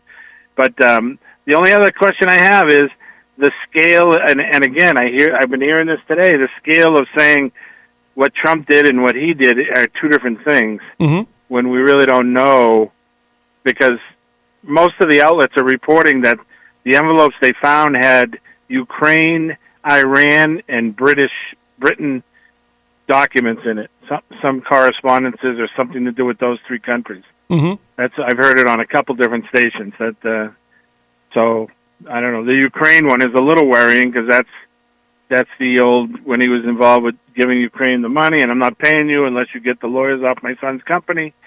That whole deal with his son in Ukraine. And so, there's a little bit of a tie there, whether it's a reach or not, that, be that as it may. But well, yeah, I referred to that earlier. I mean, we'll see. I'm not gonna jump to that until we see some evidence of it, but that would certainly be fascinating to learn that that's some of what's in there. And by fascinating, I mean very, very upsetting. Yeah, And one last thing, you kind of blew off the Hillary Clinton 33,000 emails. I just don't want to go But they back, had the Mike. Whatever. Go ahead, Mike. Do your thing. I got sick of talking about that years ago. I just don't want to. Yeah, no. But you just kind of blew it off they had the guy testify, and the guy that did the bleach bit, and he testified he did it. So that was in front of Congress. So okay, that was a legitimate thing. And then Comey came out and said, well, there was nothing. There was nothing. There was a little bit of a whitewash there. That's all. That's. I don't want to relive it. But you're right. Yeah. But I know you get mad when you call me dude. I can understand. I could hear it in your voice. No, I'm not. Anyways, I'm not mad. I'm on the same. I just don't want I'm on the same side as you. Transparency. Yeah, absolutely. Yeah, no, I wasn't mad. I just don't want. It's 2023. I don't want to. I don't even want to think about Hillary Clinton. I don't even want to. I don't want to remember that Hillary Clinton exists. She's going to run in 2024. That's my prediction. Are you being serious or are you kidding? I'm being 100% serious. Really? She wants one thing. She wants to be the first female president in the United States, and that's still up for grabs. That hasn't been taken over yet, unless Biden gets sick and then they make Kamala president. By proxy of being the president being sick. The first female president is still there, and that's a ring on the merry-go-round she keeps reaching for, and I can't see her not wanting to take one more shot at it. I think it would be fascinating to see. I think you're wrong, but I do think it would be fascinating. Yeah, we'll see though. We'll see. Time will tell. But all right, good topic though. Thanks. All right, Mike. Thank you. Bye-bye. See you. All right, that was Mike Doyle. That opens up a line for you, 603-250-6007, 603-250-6007. Jenny in the chat says, no way she's done. Yeah, I'd be quite shocked, and I certainly don't think she's going to challenge Biden. Maybe if it were an open seat, but yeah, she's not gonna challenge Biden unless Biden decides not to run. But I'm pretty sure he's running. Here's somebody new in the chat. I plus Michael's Law, who I strongly suspect is from Greensboro, North Carolina, says, hello, hashtag Matt Connerton. We say good afternoon and talking about ex-President Trump because we don't like that person. Oh, my goodness. Chris Rose joins us from the Commonwealth of Massachusetts. Hi, Chris. Let's see. I plus Michael's Law says, we say hashtag Matt, we support what's best to President Biden. My goodness. Apparently, President Biden, very popular in Greensboro, North Carolina. Let's see. So I did want to look at this. This is from Newsweek.com. How Joe Biden's classified documents compare to Donald Trump's. And again, this is just based on what we know so far. This is, we will learn a lot more in the coming days, I'm sure. Newsweek says, the Justice Department is currently reviewing an unidentified number of classified documents that President Joe Biden's lawyers found in his former office last fall. I kept hearing less than 12 early in the day, and then later in the day I started hearing a firm number of 10, but this is saying an unidentified number, but this might have gone up early in the day. The president worked at the Penn Biden Center between the end of his vice presidency in 2017 and the launch of his presidential campaign in 2020. The discovery of the documents was made by Biden's team on November 2nd, 2022, only days before the midterms, and the lawyers immediately informed the National Archives and Records Administration, NARA, of the findings, according to the White House. The agency retrieved the documents the next morning, according to reports, and informed the Justice Department. So that's good. So they did that part right. They found them, they reported it, they got them back to where they go. So that part's good. It's unclear why the White House did not disclose the finding prior to a CBS News story on the documents. Well, again, we can speculate, but they didn't want that coming out right before the midterms, I'm sure. I'm positive that was part of the calculus. It would be naive to assume otherwise, right? It says here, Donald Trump, as well as several conservative pundits and Republicans in the House of Representatives, were outraged upon discovering that classified documents were found in Biden's former office. Oh, by the way, no, they were not outraged.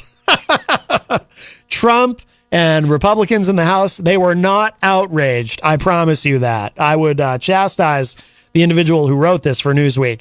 They were quite gleeful, I assure you. There may have been feigned outrage. What? No. This is such a gift to the Republicans. I'm sure they were pleased as punch. I've never understood what that expression means, pleased as punch, and yet I use it. Maybe I shouldn't. Maybe I should look it up, what it means before I... You just never know. It could have nefarious origins. Anyway, so it says here, they called on the Justice Department to treat the president the same way Trump was and wanted the FBI to raid Biden's home. Trump wrote on his official page on the social media platform Truth Social, following a report on the discovery of the documents, quote, when is the FBI going to raid the many homes of Joe Biden, perhaps even the White House? These documents were definitely not declassified, unquote. Well, raiding the White House would be a little strange. You can have classified documents in the White House. It's the White House. But anyway, maybe he didn't quite think of that as he was writing it. Tony Petrello in the chat room joins us. He says Biden is even more popular in Mexico. Is that true? I haven't seen any polling data out of Mexico, Tony. I don't think we're going to get to it today. I wanted to get to Biden's trip down there, but we'll probably have to hold that for later in the week. While parallels could be drawn between the handling of classified documents by both President Biden and former President Trump, there are several crucial differences between the two cases. We do not know yet what the classified documents found in Biden's office at Penn Biden Center contain, their level of classification, or how many they are, while we do know how many were found in Trump's possession. Richard Sauber, special counsel to Biden, said in a statement on Monday, quote, so this did break last night. Quote, the White House is cooperating with the National Archives and the Department of Justice regarding the discovery of what appear to be Obama-Biden administration records, including a small number of documents with classified markings. The documents were not the subject of any previous request or inquiry by the archives, unquote. Officials knew that Trump had taken 15 boxes full of documents to his Florida home after leaving office in January 2021 and demanded their return. Among the material in the boxes were government documents, quote, marked as classified national security information, unquote, letters, gifts, and mementos, according to NARA. The affidavit justifying the FBI raid of Mar-a-Lago last August said that Trump was holding 184 documents marked as classified at the Palm Beach Resort, 25 of which were marked top secret.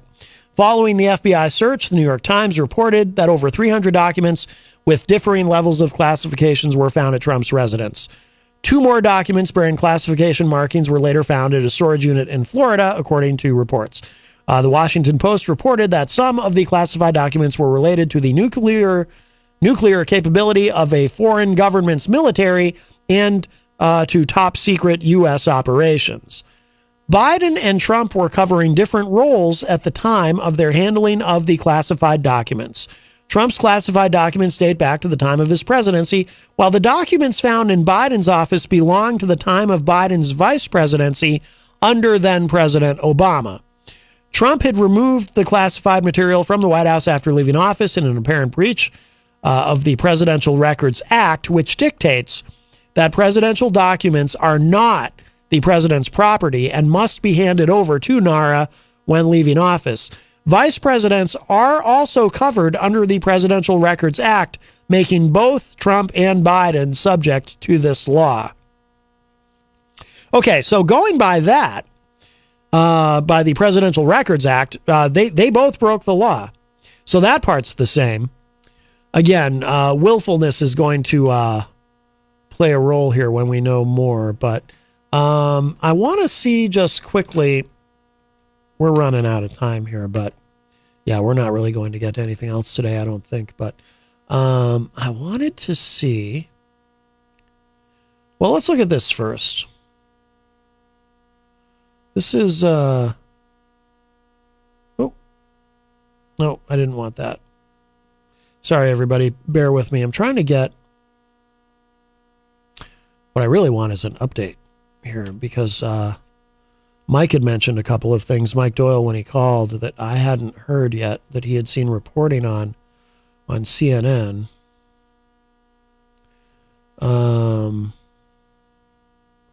I want to see what they're saying. They had a story up about what appeared to be what we know so far is actually in these documents. Attorney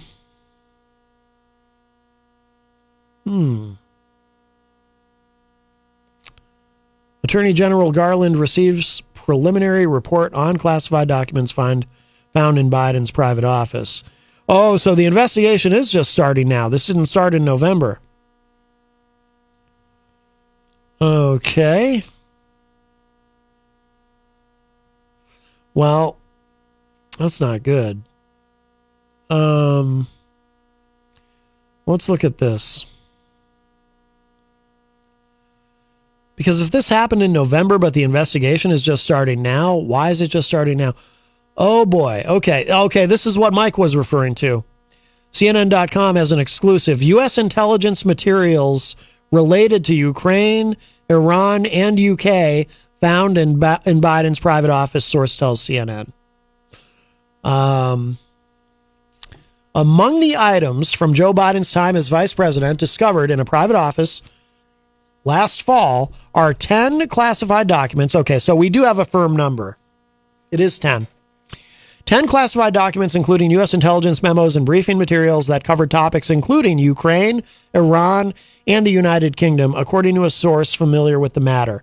Attorney General Merrick Garland has received a preliminary report on the documents inquiry, a law enforcement source said, and now faces the critical decision on how to proceed, including whether to open a full-blown criminal investigation. I think he has to.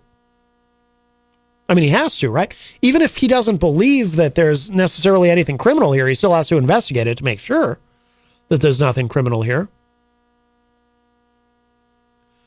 Alex Whiteley says, is there a difference between an ex-president holding classified documents and a serving president? I think yes and no. An ex-president still maintains a security clearance. Once you leave office, you still maintain a security clearance.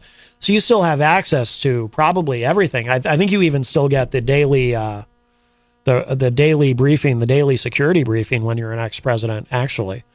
If you want it. I think Trump has declined to bother with it. But I think if you want it, you can still get it if you're an ex-president.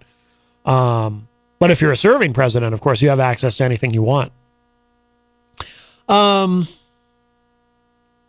it says here, John Lausch Jr., the U.S. attorney in Chicago, who is a Trump appointee, by the way, has briefed Garland multiple times. No additional briefings are scheduled, but would be conducted if necessary, a source said.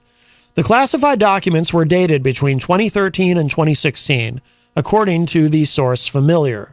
They were found in 3 or 4 boxes also containing unclassified papers that fall under the Presidential Records Act. Oh, that's interesting. So there was other, not only were they found among other paperwork, but other paperwork that should not legally have been taken. If they fall under the Presidential Records Act, they should not have been taken. So the law clearly was broken here. The vast majority of the items in the office contain personal Biden family documents, including materials about Beau Biden's funeral arrangements and condolence letters, the source told CNN. If you don't remember, Beau Biden, he was, I think when he got sick, his last publicly held office was Attorney General of the state of Delaware, and he died of brain cancer at the age 46.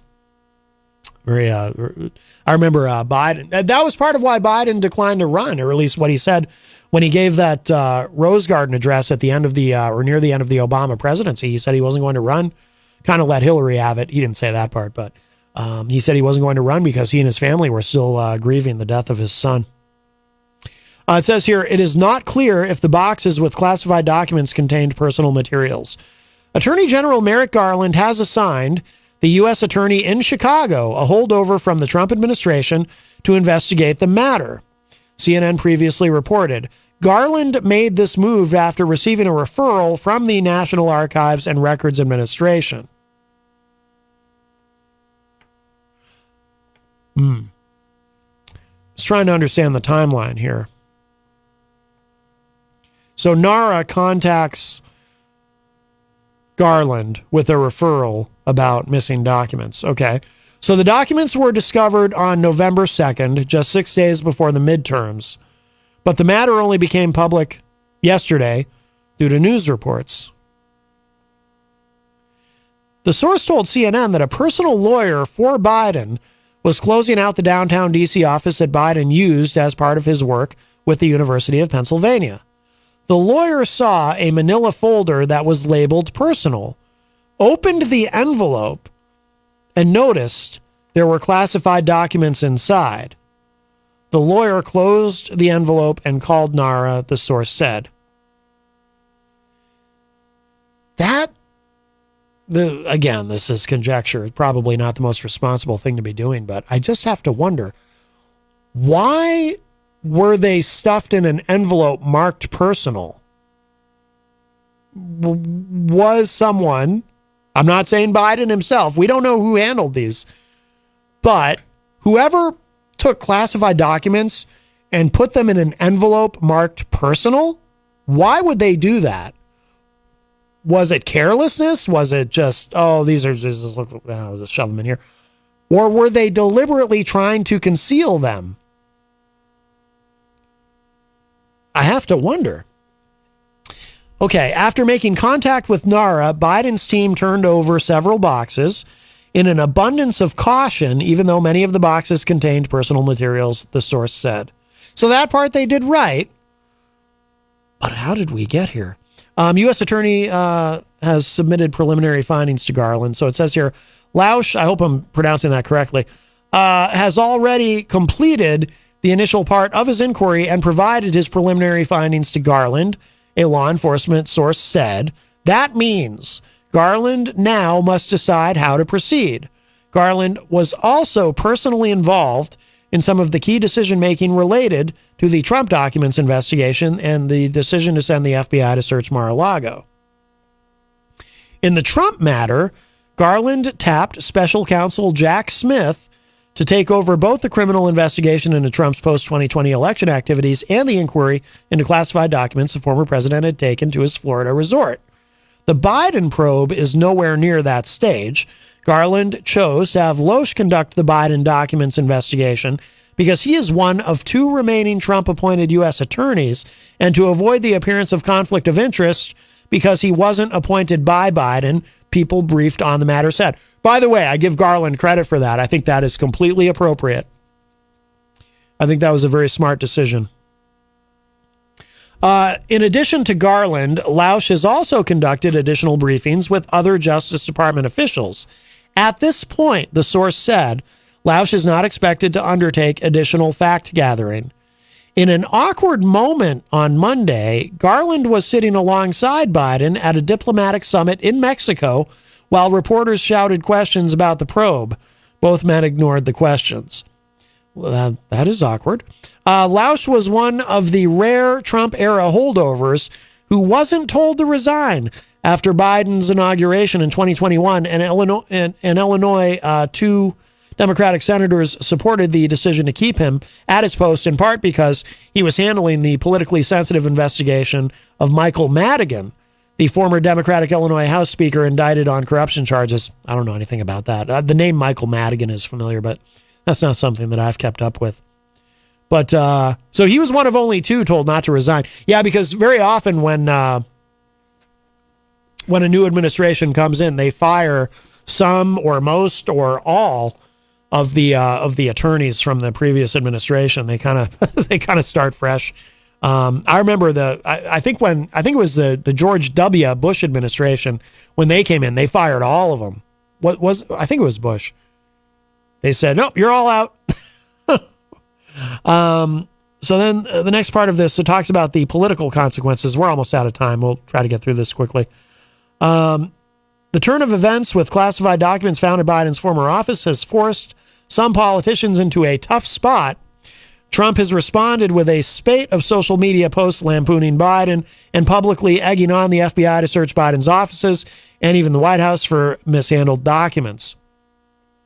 Key Democrats on Capitol Hill have expressed confidence in Biden's handling of government materials, even though classified records turned up in a place where they weren't supposed to be.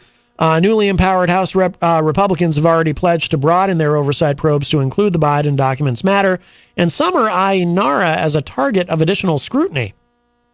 the National Archives.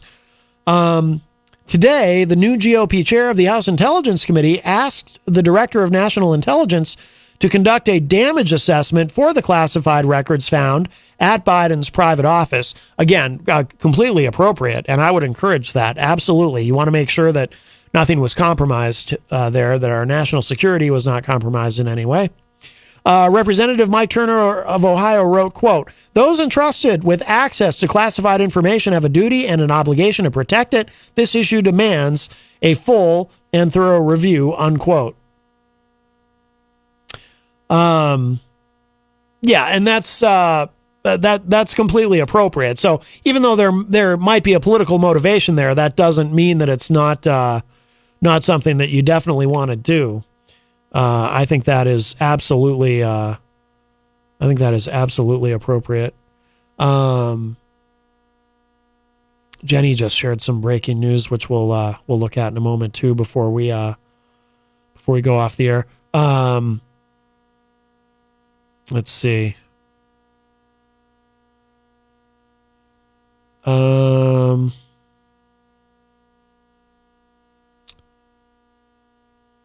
Alex Whiteley said, oh, I already read that comment. Sorry, Alex.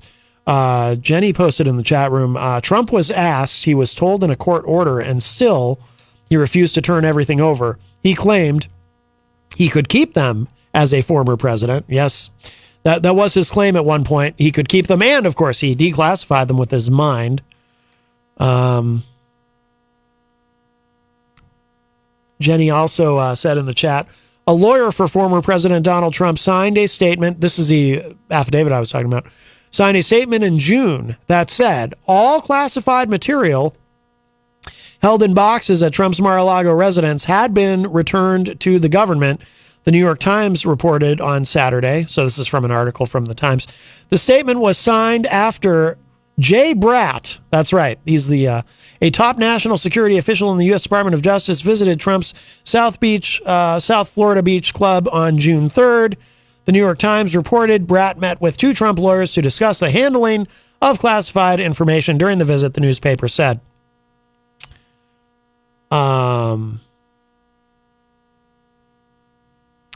Jenny also said Biden 10 documents, Trump hundreds, including nuclear FFS. Yep. Yeah. So again, by scale, this is not the same, but we'll see. We will see. Crystal wrote, was Iran the country they accused Obama administration of sneaking millions of dollars in the middle of the night around 2016? Maybe Biden had his hands on that mess. No, that was something that was completely twisted by Fox News and all the conservative talk show hosts. There was no sneaking millions of dollars in the middle of the night. Yeah, they what were they all the right wingers were claiming that the Biden administration for the Iran nuclear deal, they sent in a plane full of cash. They even had pictures of it, which were completely false, of a plane with cash just spilling out of it on a runway on an airport in Iran. And it was all BS. There was money that had been held in escrow for decades that was actually owed to Iran, that was released upon the signing of the original Iran nuclear deal, the JCPOA, which we never should have gotten out of, by the way, in my view. But there was no there was no the Obama administration sending money to Iran. That was totally BS. Just quickly, Jenny had shared this from Reuters. Longtime Trump CFO Weisselberg gets 5 months in jail in tax fraud case. Oh, 5 months. Like they say in the mafia. You know, I could do that standing on my head. I'm just kidding. There's no such thing as the mafia. Does anyone want to start my car? It says Alan Weisselberg, a longtime executive for Donald Trump who served as the star prosecution witness in the criminal trial of the former president's real estate company, was sentenced on Tuesday to 5 months behind bars for helping engineer a 15-year tax fraud scheme at the Trump Organization. Weisselberg, age 75, is expected to be sent to New York's notorious Rikers Island jail. Oh, he's going to Rikers. See, usually when it's rich people, they send them to Club Fed, because in America, we don't like to punish the rich and powerful too harshly. So they're actually sending him to Rikers. but it is only 5 months. Well, good luck, Alan. The Trump Organization's former chief financial officer pleaded guilty in August, admitting that from 2005 to 2017, he and other executives received bonuses and perks that saved the company and themselves money. There's more here, but we're about out of time. But yeah, 5 months in Rikers for Alan Weisselberg.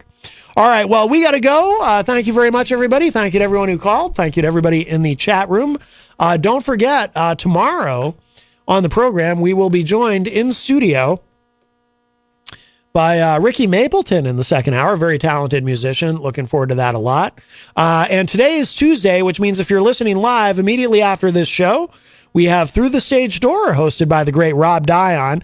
That is coming up next at 6 p.m. And don't forget to be back bright and early, 7 a.m. for the morning show with Peter White. And if you miss any part of this program, it will be up in just a little bit at WMNHradio.org and at my website, mattconnerton.com. And that's going to do it for us for now. I'll leave you with a little bit of, we'll play this for our friend Jason Federson. I know it's his favorite. And it seems appropriate for today. A little bit of Dark Brandon's Think About What You'd Think About remix. And that'll do it for us for now. I'll talk to y'all a little bit later. Bye, everybody. Please have a seat. With your permission, I'm going to take my coat off. Welcome to the White House, everybody.